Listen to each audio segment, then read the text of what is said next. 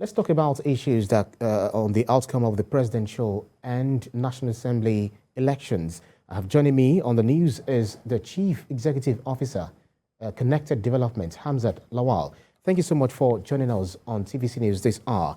A lot of people have been talking about, reacting to the outcome of the just concluded elections on February the 25th. Some are saying, different issues. But then what were the issues for you in these just concluded elections? The issues you'd like INEC to work on as the March the 11th elections approach? Well, thank you for having me.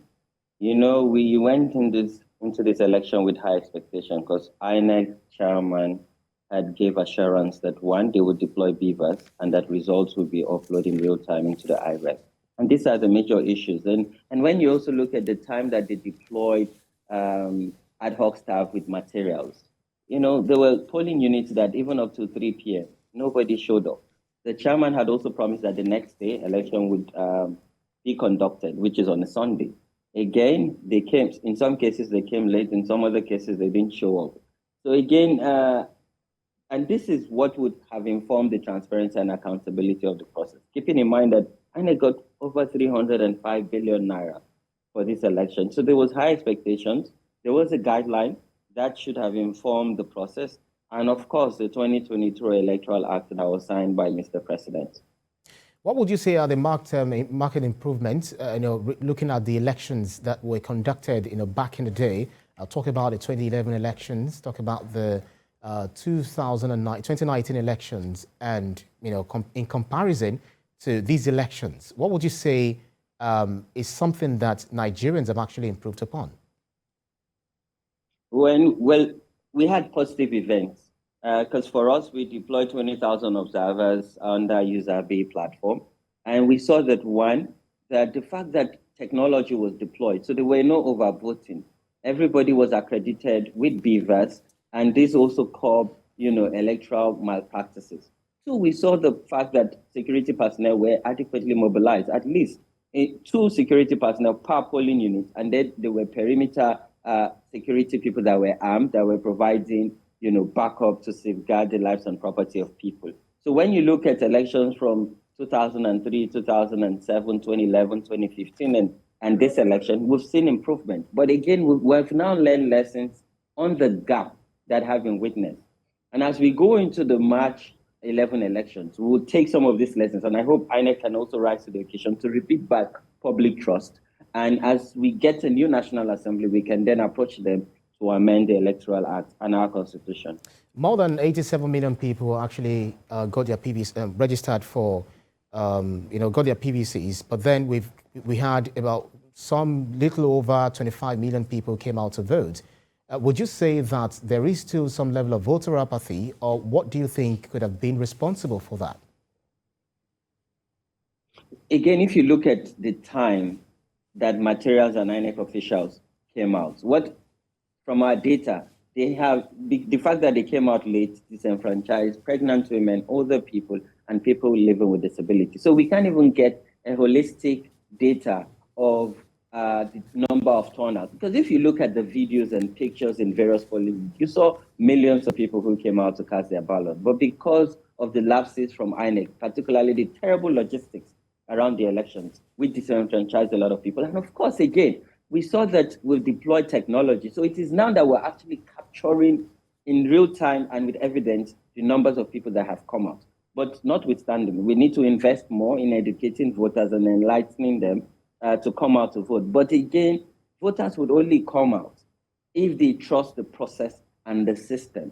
And sadly, INEC is losing trust as the day goes by. Talking about trusting the process, some came with the argument that if we have the like of the incumbent governor of Kano State losing a state, the Atiku Bagudo losing Kebbi State, even the incumbent president losing his own state, Katsina, and then the president-elect also lost Lagos State.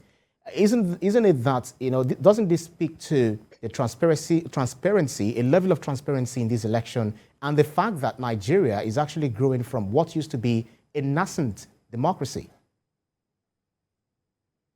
Oh, yes, because of technology, again, it has improved the process where We don't have people who call themselves strong men to control their stronghold, which is great. But then again, the fact that INEC failed in uploading the results in real time have cast, a lot of speculation about the entire process. Yes, it has improved, and where we see, ruling party losing some of their stronghold, and third forces and opposition party taking over the stronghold, which is great.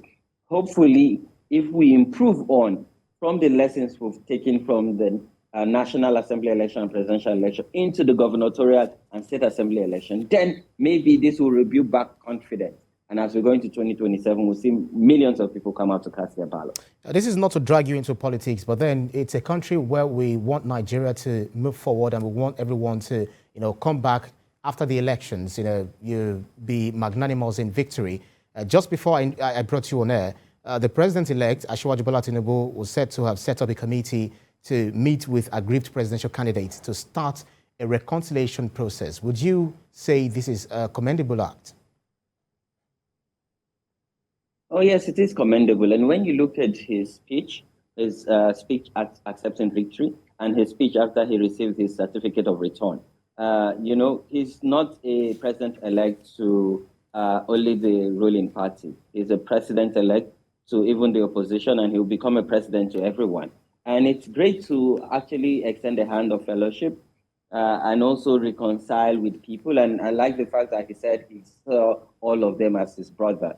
And now he's putting his words into action. I think it's important that we must understand that Nigeria must come first before anything else. Yes, they must have their differences, and they belong to different political parties. But what is important is peace. And for peace and prosperity to take the center stage, we must put aside our differences, different political beliefs and ideology, and put the country before anything else. We must understand that there's a process and system put in place, and everybody that I agree can, leverage on that system and process to seek redress and seek justice. But what is important is the fact that I'm happy that the president-elect is reaching out, and let's hope that there will be some form of dialogue that would ensue. Chief Executive Officer, Connected Development, Hamzat Lawal. Thank you very much indeed. Thank you.